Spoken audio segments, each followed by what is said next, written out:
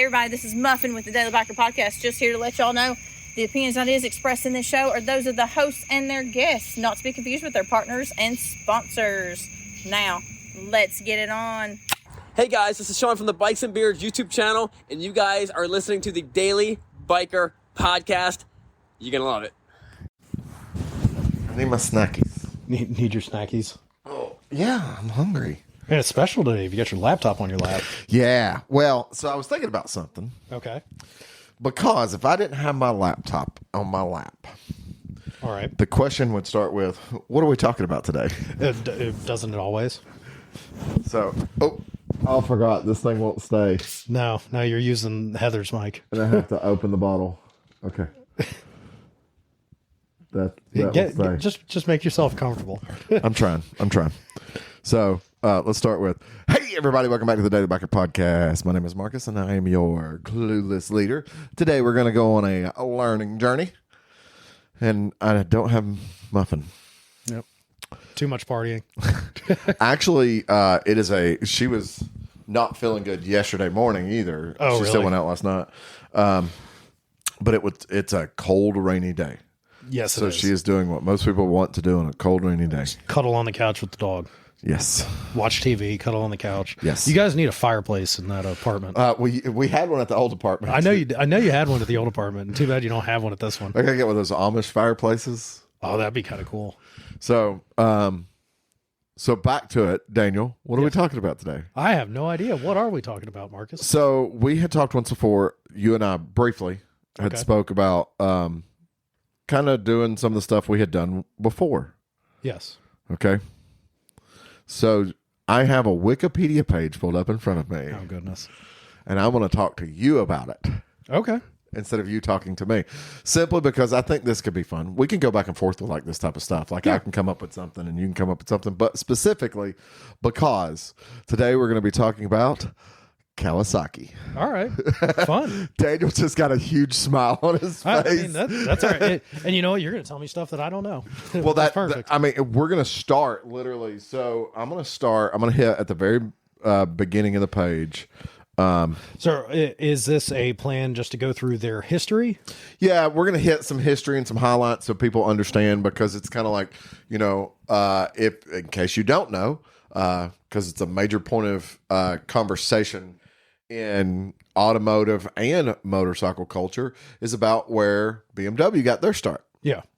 So that we'll save that one for me to actually do real research and not just pull up a single Wikipedia article. Right. Well, as a kid, I always heard, it's the Bavarian flag. And then it was like, no, it's the sky and the propeller. And either way, I think it's both. I think it just so happens to be both. It just works. But that's the thing. Like, I know some history about some product because I learned that history, like with Honda and Yoshimura and those types of things. Yeah. And Daniel's a Kawasaki fan. Maybe some of y'all are Kawasaki fans. But you might not realize this. So, I'm going to preface this. This information is from Wikipedia. Wikipedia is editable if you hold like a Wikipedia account. The joke on Marcus is that I knew that he was going to come in today, and I have changed everything on there. Well, right now it says Kawasaki Motors Ltd. was founded in February 12th of 2021 and is 4 years old. That may actually not be incorrect, because because Kawasaki Heavy Industries is the parent company.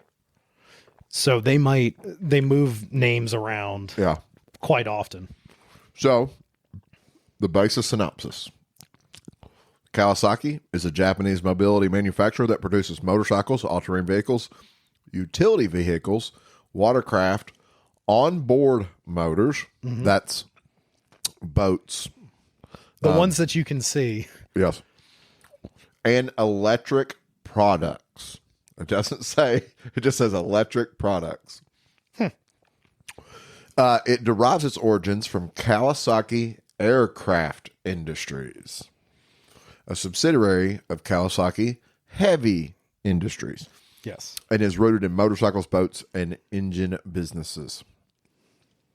So, for the company that was founded 4 years ago, in 1953, they began manufacturing engines for motorcycles and have since produced products such as the Mach, not familiar with that, and the Ninja, pretty familiar with that. Well, the Mach 1, 2, and 3.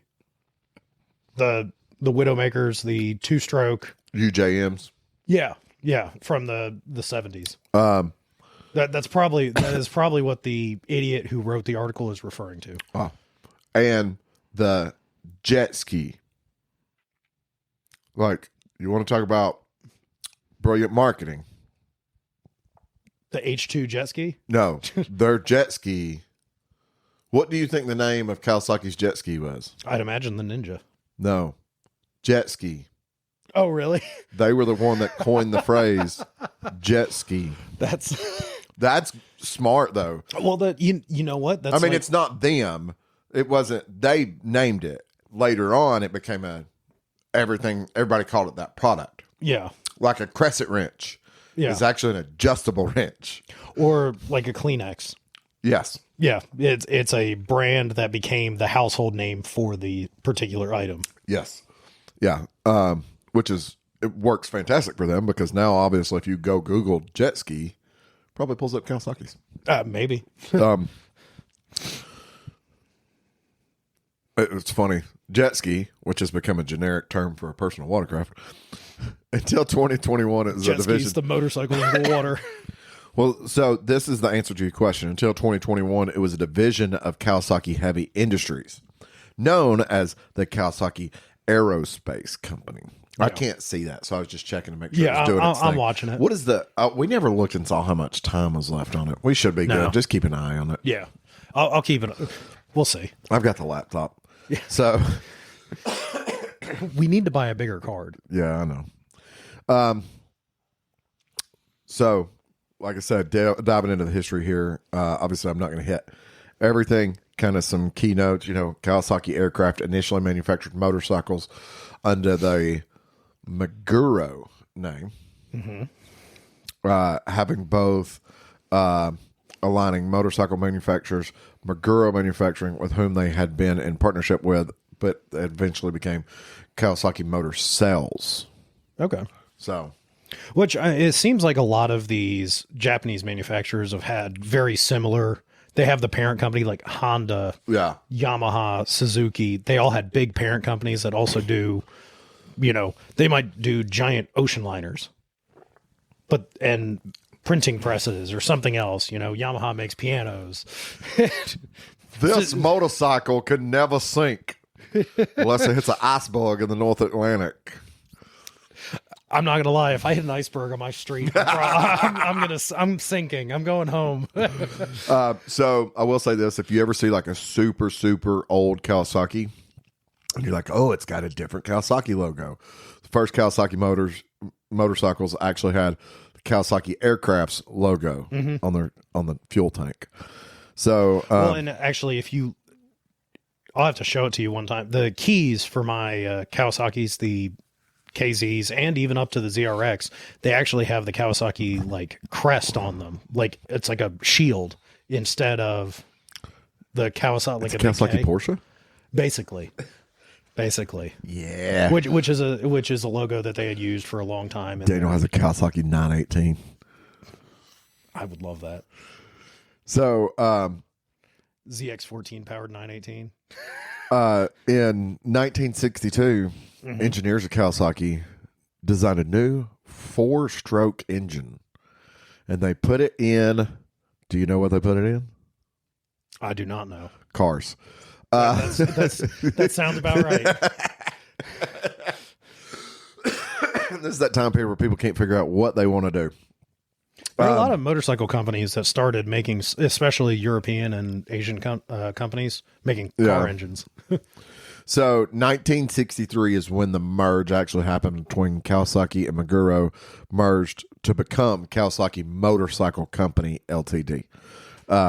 not the model of Was Kawasaki. Maguro making the frames or engines, or were they just the assembly So for motorcycles? before that, if you go to that, it says some of the engineers, while Kawasaki was making four-stroke engine for cars, the engineers at Maguro factory were working on the SG, which was a single-cylinder 250cc overhead valve engine for motorcycles. Okay, so Maguro was the motorcycle portion of that, and then they merged with Kawasaki in making Correct actual motorcycles. So Kawasaki engine, Maguro frames, most likely, stuff like that, which is a far cry from the airplane engines that. So, and what's funny is 62 through 67, their emblem is different. They changed from the from the aircraft emblem to an emblem that is a flag with wings. That would be a pretty interesting design to get. So Maguro, the Maguro that they were making at this time, it was called the K1, and it was actually a copy of the BSA A7, which was a 500cc vertical twin. Okay. And they were working on the W1. So some of these you're going to know. I'm not familiar with the W1, but I've heard of the K2 was exported to the U.S. Mm-hmm. I know they make snowboards. And by the mid-'60s, Kawasaki was finally exporting a moderate number of motorcycles, including the Kawasaki H1 Mach 3 in 1968, along with several enduro-styled motorcycles to compete with Yamaha, Suzuki, Honda, which helped increase the Kawasaki sales. Yeah, that would be a period of time. I know I'm going to be wrong with the nomenclature, like the KEs. Like the 180s, I'll have to get down into the list. This is literally where we're at right now. It's just kind of like in that brief history. Yeah, but the H1, the Mach 2, Mach 3. I think there was even a Mach 4 at one point. So in 1974, they established the establishment of Kawasaki Assembly Facility in Lincoln, Nebraska, named the American Kawasaki Motorcycle Corporation, KMC. To complete Japanese produced components into finished motorcycles for the North American market. Yep. Honda did the same thing with actually on the inside of the side panel on my KZs. Yeah, it says "Made in USA." Well, so Honda, I was going to say Honda did the same thing in Ohio with everybody calls it the Goldwing factory, but it was also Valkyries and stuff. Yeah. Honda currently does it with their ATVs in South Carolina. Yeah. A lot of manufacturers have facilities down in South Carolina, Alabama. So Kawasaki's engine division is housed in a single office complex. That sounds like fun. In Grand Rapids, Michigan. Milwaukee. So obviously, Kawasaki famously produced the H2, and they came out with an engine and stuff like that. But they first produced their first motorcycle engine, or began development of their first motorcycle engine in 1949. The development was actually completed in 52 and went into mass production in 1953. That was an air-cooled 148cc overhead valve 4-stroke single with a max power 3.9 horsepower. Breaking. Well, I don't know. 4,000 RPMs. Did Japan have speed limits at that point in the 50s? I don't know. That's something intense. Now, the breakout of Kawasaki into their ATV world. Yeah, the ATVs are something that I know nothing about. Kawasaki's first ATV was the 3-wheeled KLT 200, which debuted in 1981. The first 4-wheeler ATV, the Bayou 185, I've got a buddy of mine that had a Bayou 250, was introduced in 1985 and in 1989. Once again, Wikipedia. This is why I do not donate to Wikipedia. Its first model with 4-wheel drive was the Bayou 300. Ooh. And today's Kawasaki ATV lineup includes a wide range of recreational and utility ATVs. Kawasaki also introduced the Mule, I know the Mule, which stands for, that's an acronym. Did not know that till just now. Multi-use. You're on the right track. I'm trying. I feel like you could get this. Limited equipment. Oh, you are so close. So close. I know it's multi-use something. Multi-use light equipment. Light. Oh man. I was right there. Which started out by taking an ATV and combining it with a pickup. Which I think that's those are great on farms. Yeah, like the first mules, the gators. The first mule came out in 1988. Wow, really? Yeah, that's a while back. When you think side-by-side world. Yeah. I wonder if they were like the first. That I don't know. So, in 1973, Kawasaki introduced a limited production of stand-up models watercraft as designed and recognized by the inventor of jet skis, Clayton Jacobson II. And in 1976, Kawasaki then began mass production of the JS400A. The JS400S came with a 400cc two-stroke. What happened to the A? Well, don't worry about the A. Okay, don't worry about the A. The A, they're trying to strike that from the history. So this, when we talk about this was what you picture the guys racing. This is the stand-up, two-stroke, fire breather jet skis. Yeah, I almost want to call them Sea-Doos. Jet skis.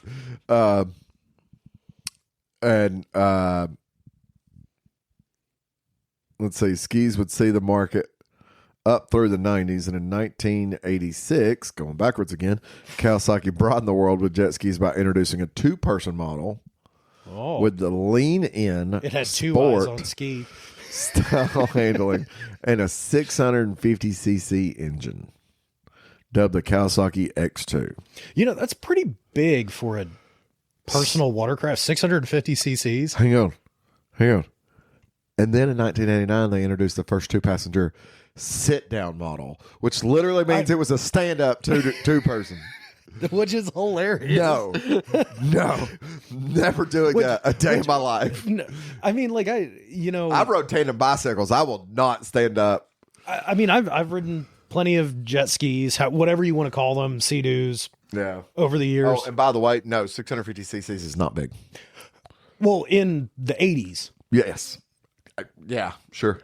I'm gonna say it was larger in the 80s. Nowadays, I know what they make. I know what they put in some of these jet skis. Yeah. What is it? Well, Kawasaki makes the H2 powered jet ski. Who is it? The one that does the boat and the switch and the sparks and. It's like who you think of when you think of Sea-Doos. Oh, I guess it is Polaris that makes the Sea-Doo. It is Polaris. So they make a 350 horsepower Sea-Doo right now. Not surprised. I'm like, who are you trying to murder? Who hurt you?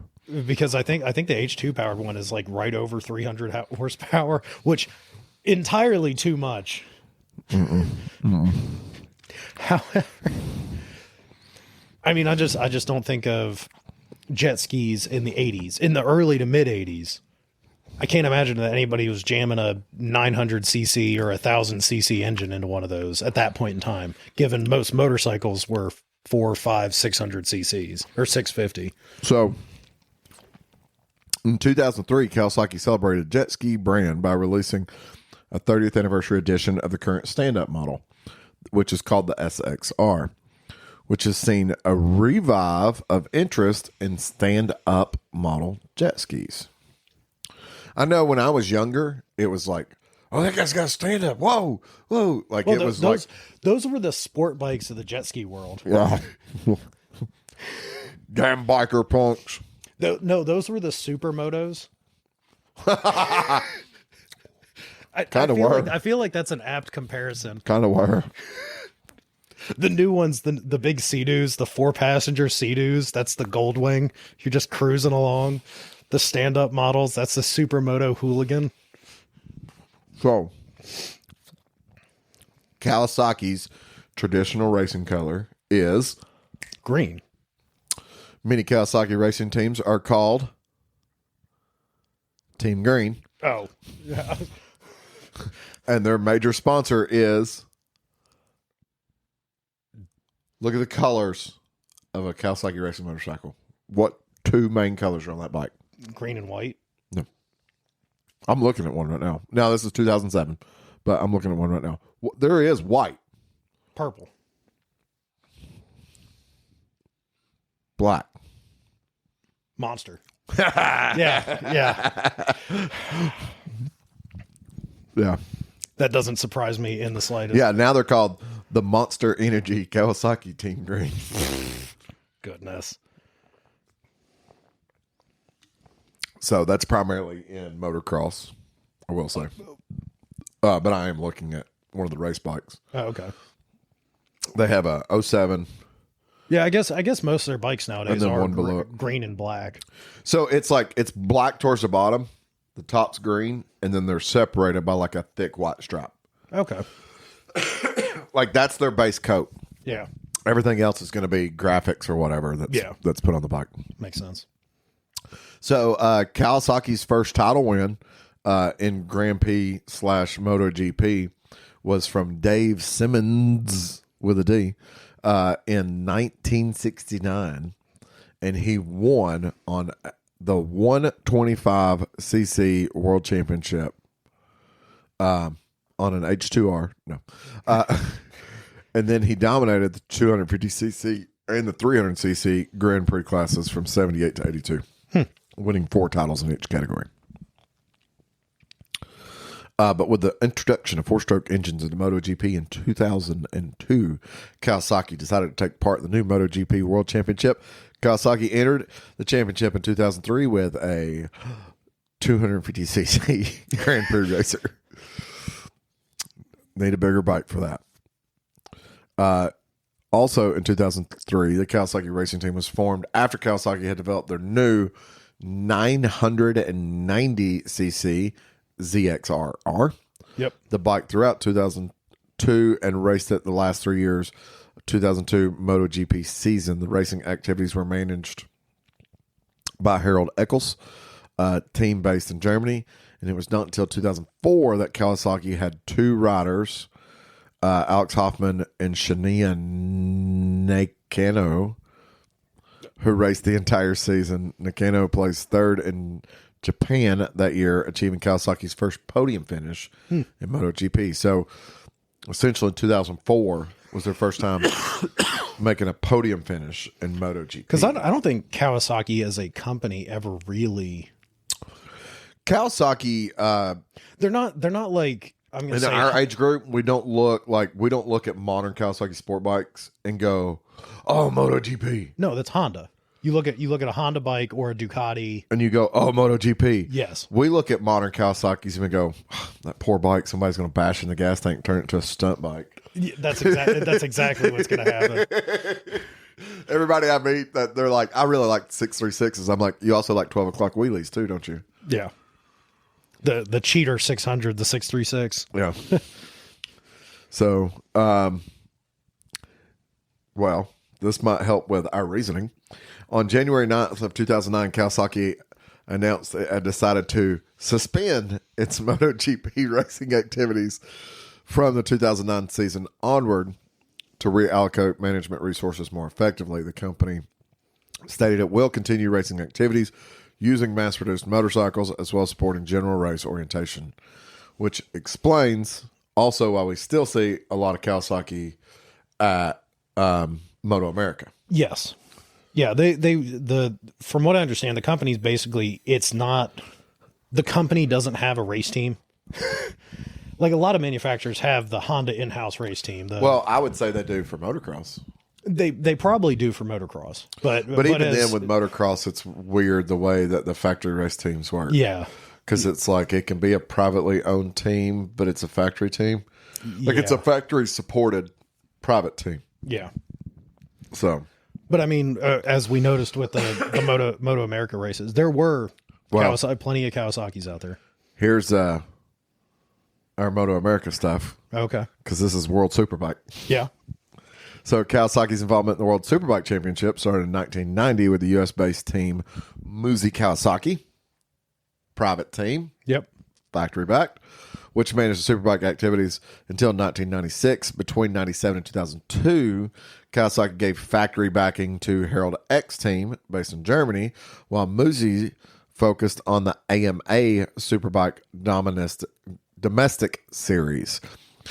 I almost said doministic. Dominatrix. From 2003 to 2008, only privateer teams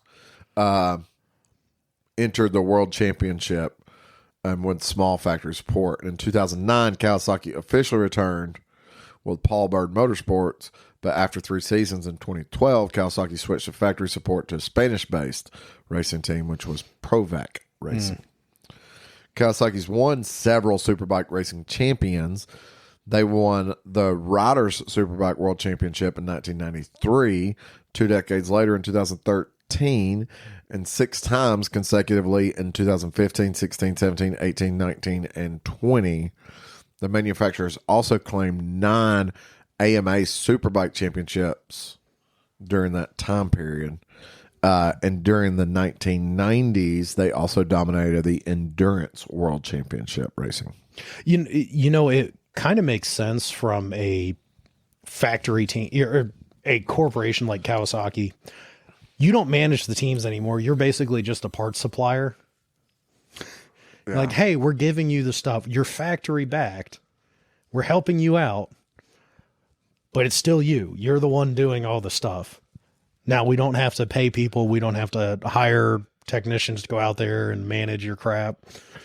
So, Super Twin. Okay. Kawasaki machinery has been pivotal in the development of Super Twin racing. So, apparently, they helped birth Super Twin. The racing machines were developed from Kawasaki with 650cc parallel twin commuter bikes. Yeah. The machines are then transformed through development into 85 base horsepower race bikes with a top speed of 150 miles an hour. Which is very impressive for a 650cc parallel twin. Mm-hmm. I'm assuming that's more recent. 650s. It doesn't. 2012 through 2015. Yeah. Okay. So what you're going to see is like the Z650s. Yeah. And that class turned into the Twin Cup. Yeah. So, Kawasaki has enjoyed numerous successes at the Isle of Man as well. The Marquis has notched up a total of 34 victories, which includes 3 victories in the Sidecar Series on the Isle of Man TT race. Notable achievements from 1975, outright lap record of 109.82 miles an hour. That's an average speed. Finally beating the previous record from 1967. Wow. So the Isle of, that's one that we need to talk about one day. We could do a thing on that. And I encourage anybody that's ever want to know something, go on YouTube and type in the Flying Doctor Isle of Man and watch it. It's like 8-minute long thing, but it's really good. He passed away, but it's awesome. Because that was the guy that would follow the bike, the Superbike guy. Yeah. So imagine you're a medic. They're not going to get an ambulance out there quick. Well, at the time they didn't have it. They didn't have a bird. Yeah. Yeah. There's so the no helicopter. fastest way to get there was on a bike. So he's racing these or chasing these guys down, running the same pace as they are. Mm-hmm. With a full medic bag and everything with him. Yeah. And then he had another buddy join him. He passed away at a different race, not at the Isle of Man. Yeah. In a motorcycle accident. He helped the Isle of Man get a helicopter. Yeah. And they named the Isle of Man after his call sign, his radio call sign. They named the helicopter after his radio call sign. Yeah, his radio call sign. It's not the Flying Doctor. I can't remember what it is. Yeah. But like whenever they're calling the helicopter, they're saying his call sign. That's pretty cool. His radio call sign. Which, because if you've ever looked or watched the Isle of Man or seen anything about it, it is not easy to get to most of these places. Dude, when he passed away, his funeral procession I can imagine. was motorcycles, almost 20 miles long. Yeah. Because he had done it for a number of years. Yeah. So, but they do have 29 AMA motocross world championships too. So, according to Wikipedia, that's the only things we need to know about the history of Kawasaki.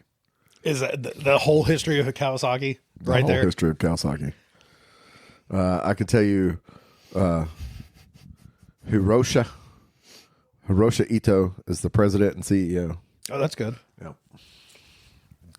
Sounds like a restaurant I've been to before. Yeah, they don't have. So I could probably, let's see here, back down, and I'm gonna go down into the external links real quick. And for everybody listening, when we do one on BMW, I will do it, and I'll actually get information. I'll come with my printouts like I've done in the past. Yeah, Daniel's a bit better at this than I am. I just thought it would be fun to kind of pull up Wikipedia's.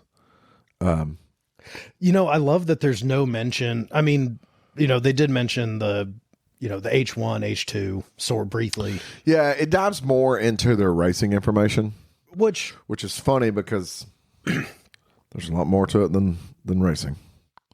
Well, I wonder if that's because of the version of Kawasaki you clicked on, the one that changed. Maybe. Let's see here. Because you know how Wikipedia somehow divides up information in weird ways. Yeah, but it doesn't give me an option for anything else. Correct. Like, because sometimes on there you'll have like, oh, here's a external tab. So, so this Wikipedia link is the same Wikipedia link, but different. We are same, but different.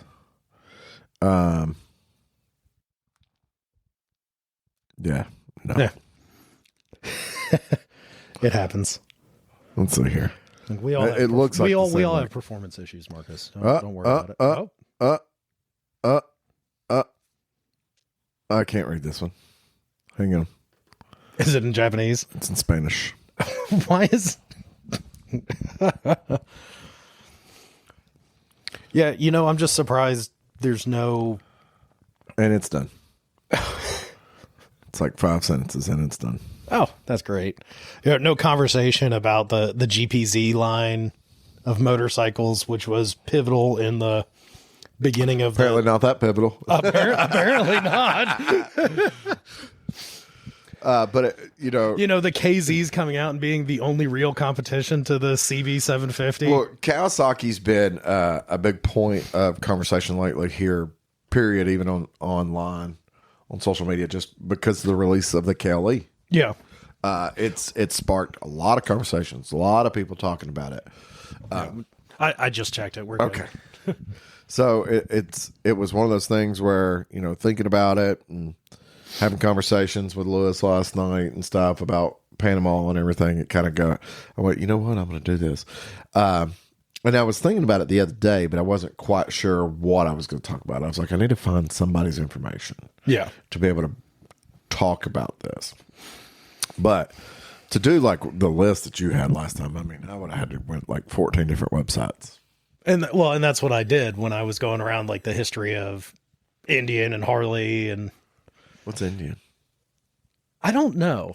Oh, you're talking about that company that Polaris used to own? Yes, that one. Well, the one that Polaris is a shareholder in currently. You know what I think we need to get our hands on to ride around for like a couple days and then do an episode on? What? Big scooters. Yeah. I'm okay with go find like a Honda Helix. No, I'm talking about like Bergmans. Yeah. Like 650s. Or the new Silverwing. Yeah. Yeah. Yeah. I want to say they don't make them here in the United States. I think there is like a 750 or a 900cc Bergman, like the super scoots. Well, I mean, the 650 they make here, or they have here. Yeah, I think they make a bigger CC one. And I knew someone that had one, and they were like, that thing will run like 130 mile an hour. Can you imagine a scooter like that, a Bergman or a Silverwing with a R1 engine in it? I don't think I'd run 130 miles an hour on those little like 13-inch tires. Those wheelbarrow tires. I would be scared for my life. I would say so. Yeah. Yeah, so I'm 100% fine with. But we are. You need to get one traded in at the dealership. Yeah. They're like, look, we're only going to give you $500 for it anyway. Sold. Leave it alone. Don't touch it.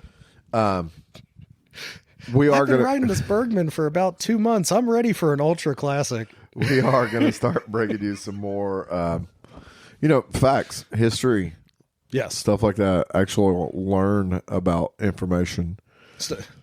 stuff that we've done in the past and we've sort of gotten away from, unfortunately. But Yeah, well, there's so much, when we sit there and we go, oh, well, and then we walk away from the conversation, it's like, oh, crap, we forgot about this and this and this and this and all that stuff. So, I mean, that's the thing. I would love to find old magazine articles talking about the rise of the Japanese sport bikes and, but I'm talking about like from the 70s. Yeah. Where they're talking about all the UJM stuff. Well, and fortunately enough, with the internet now, a lot of that stuff has been digitized. Because I'll find that when in the past when I've done research on certain topics, I can find this is an article from 1975 talking about the big Japanese bikes, how they're taking the U.S. by storm. Yeah. So I think it's seeing stuff like that is interesting because of coming from a different time perspective.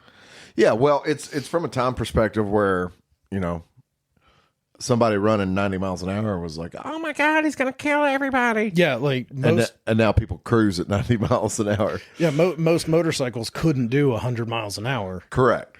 Coming out of the 60s and going into the 70s. Another good one that would be, I think, something fun to talk about. I've seen the movie, and it's a pretty good movie. But a conversation just about the world's fastest Indian. Yeah. That's if you haven't seen that movie, I suggest that y'all watch how many it. times they sell? Yeah, they sell so fast. No, it's a guy. I don't know if you've ever seen the movie. Anthony Hopkins in it. I have seen the movie. It's a good movie. It's a really good movie. It's a really good movie. So, but that's something we can have a conversation about. Even like Jessie Combs, because she was hugely pivotal in the motorcycle community. Fastest woman alive. Yeah, that was post-mortemly awarded, but still fastest woman alive. Hey, look, if you still get it. Yeah. Still got your award. I'm still surprised that I didn't see like a statue in Rapid City dedicated to her. Why in Rapid City? She's from Rapid City. Oh, is she from Rapid City? I didn't know that. So like 2 years, the year before or 2 years before her death, the Sturgis Motorcycle Rally has a Grand Marshal. Mm-hmm. She was the Grand Marshal. Oh, okay. So part of that was people were like, no, obviously at the time she was also very pivotal in the motorcycle community, but it was also one of those things where it's like, well, she's also from there. that generally helps. Yeah. Yeah. Every year they just pick one random pissed off citizen that everyone's coming to their city. Welcome to Sturgis. Now stay out of Rapid City. Go away. Leave me alone. A Harley shop's closed. You can't go. There's cops at every 500 feet on the interstate. You guys stop at red lights, put both feet down. You know what? That's probably where that started from. That's citizens. They're like, it's horrible here. You can't see anything. Yeah. It rains every day. God, you'll get pulled over if you don't put both your feet down when you stop. I'm going to say this. It did rain out there every day. It never rained on me, but it rained every day. Yeah. And I saw it. Yes. It was 400 miles away. Yeah. It either rained at our cabin at night. Yes. Or I saw it way off in the distance. Because like the day before we went to Mount Rushmore. Yeah. It stormed and hailed really bad out that way. It did. And then when we were coming back from Devil's Tower on the interstate between Sundance and Rapid City, there was a storm north of us. Mm-hmm. And I was like, it's probably raining in like Aladdin. Yeah. But it was not on I-90. Yeah. And that's all that mattered, really. That storm was... It could have been in Canada, for all I know. 100 miles away, but you can't... there's no distance perspective because there's nothing to compare it to, especially when you get out there like the Montana, Wyoming. Yeah. Not a damn thing. It's just flat. Yeah.